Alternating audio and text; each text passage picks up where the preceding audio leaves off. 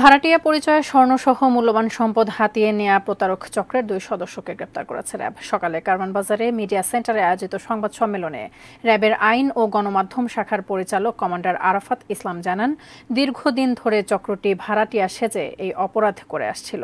প্রথমে টার্গেট ঠিক করে একটি এলাকায় বাসা ভাড়া নেয় তারা। পরে সখ্যতা গড়ে তোলার এক পর্যায়ে নিজেদের স্বর্ণকার পরিচয় দিয়ে বাসার থাকা স্বর্ণালঙ্কার পরিষ্কার করে দেওয়ার প্রস্তাব দেয়।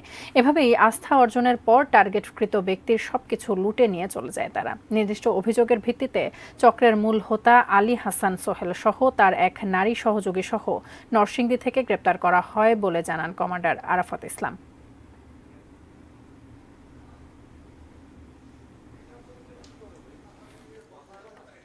আমি কমান্ডার আরাফাত ইসলাম, পরিচালক আইন ও গণমাধ্যম।